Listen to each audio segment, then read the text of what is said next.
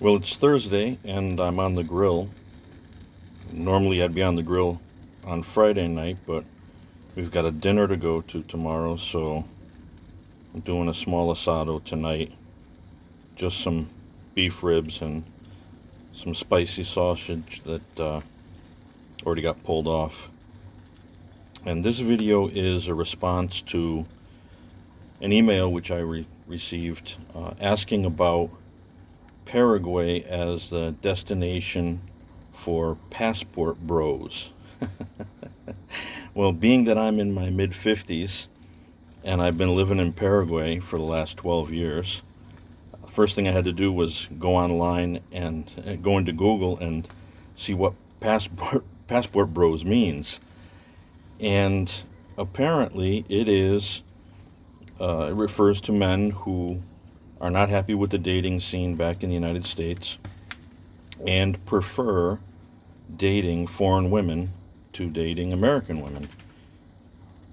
Well, being that I have lived the last basically 23 of the last 31 years outside of the United States, I can say that I am, in fact, I guess, an old school passport bro. Even when I was back in the States, when I got back from my trip in Poland and I was back at college, I really didn't date American girls. I joined the International Students Club, and I was in that scene. So in that respect, I guess I am a passport bro. But I did a little bit more investigation about it. I watched a couple YouTube videos on the subject, and these videos put a different tinge to it.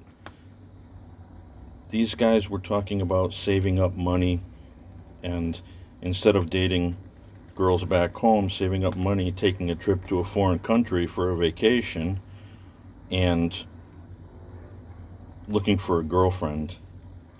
And I mean, realistically, come on. I mean, you're gonna jump on a plane for 2 weeks or 3 weeks and fly to another country, and you're gonna find a girlfriend. I mean, back in the day, that was called sex tourism, and that's what a lot of guys did, apparently throughout the world, and that totally wouldn't apply to Paraguay. If it were just a matter of coming here to look for a significant other and staying here, then I could say yes, this could be a good destination. But if you're coming here with the idea that you're going to come here for a couple of weeks, 3 weeks, a month, and hook up with local girls and everything else, I would suggest that you would be wasting your time and money coming to Paraguay, because you're going to more than likely you're going to be in Asuncion, and Asuncion as a city, when we're talking about nightlife, pales in comparison to other international destinations. You would be much better served to go to Buenos Aires or Rio or Bogota, Colombia, maybe Thailand. I don't know. I've never been to those places, but it seems to me that there'd be a much more hopping nightlife than what you're going to find in Asuncion. Asuncion, the nightlife is basically restricted to the section of the city called Via Mora, and there are several bars and clubs that you can go to, but it's nothing like you're going to go clubbing in a major city in the States. Even off campus, in some of the larger campuses, you've got more bars and restaurants and things than you're going to find in Via Mora. So if your idea for passport bro activities revolves around coming here for 2 weeks or 3 weeks, or basically just to have a certain amount of extracurricular activities here, you're really wasting your time. you'd be much better served going someplace else. Now, the flip side to that is that if someone were coming here looking for a significant other and moving here, I mean, I don't suggest that someone would move here exclusively for that purpose, but if someone is a single man, and I'm speaking about men here and not women, so I got to be very clear about that. I couldn't tell you how things would go for a single woman here. But a single man coming here and moving here and studying the language, I would say that this would be a pretty good destination to come to. And the reason being is that this culture is, in a lot of ways, still a very conservative culture. It is a male-dominated culture. So gender roles are much more traditional here. Not saying that there aren't female entrepreneurs, not saying that there aren't female bosses here, there are. But on the whole, the gender roles as we knew them in the United States, basically in the maybe prior to the 1960s, when the train seemed to go off the track there, and then it seemed to get worse with each successive decade. But I mean, as far as stay-at-home moms and women preparing meals and doing what is traditionally the female role, and the men getting out there and bringing home the bacon every day, getting out there and working, in that respect, that is still a big part of the culture. That being said, there are also influences that come from outside. I mean, if you're in Asuncion, there's plenty of club girls. You're going to see girls all tatted up, and you're going to see piercings and everything. There's that subsection of the society as well. But to give an example, maybe I shouldn't say this, but I mean, I've been living here so long that I have many, many, many stories of many different things, different subjects.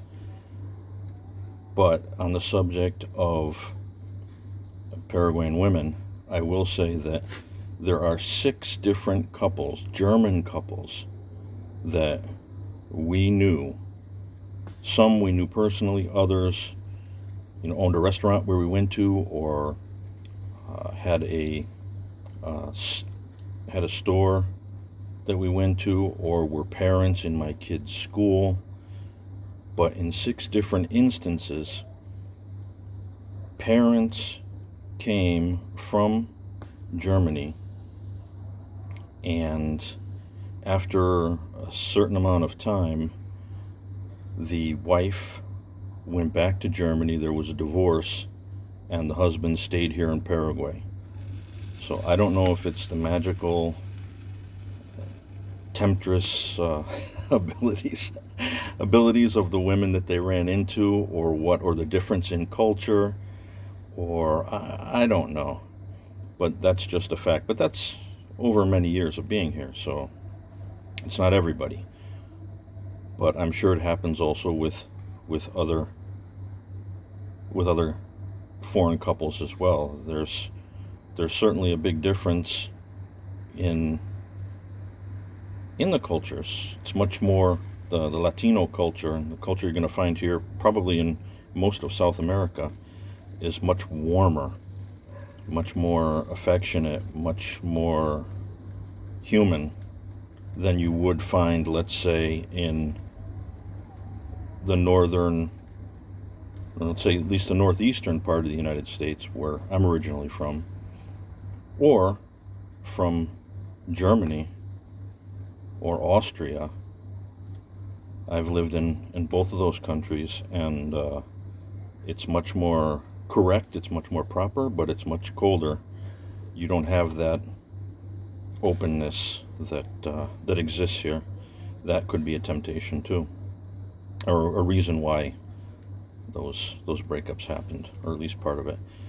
But if someone was coming here to live and study the language and put themselves out there, and I don't mean just on Tinder. I know that Tinder is here and people use it, but if you involved yourself in social activities and pursued options with women here, there would be, I think, a very good probability of success. And that's for various reasons. I mean, foreigners here are not looked down upon. Actually, it's usually a point of interest. It's a very positive thing. Also, there's the economic aspect. If you're coming from outside the country, you probably have a source of income which is higher than the locals have. So these things are attractive points for a man, right? Looking how women view the world, those are very important factors. And yeah, anyway, I'm rambling on again. The basic premise of this video was to answer the question about passport bros, and no, I do not think that Paraguay is a passport bro destination.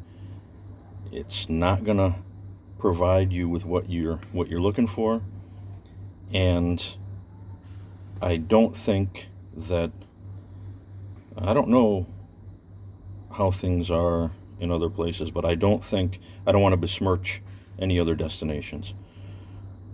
But from what I hear, I mean, you can go to, let's say, Thailand, or you can go to the Philippines, and there are droves and droves of interested women that are waiting to meet all kinds of foreign men. And you're not going to find that here. This is probably the last place you would want to ever come. And that's another one of the things that I like about this place. That aspect of society or behavior doesn't exist here. Anyway, have a good weekend, everyone.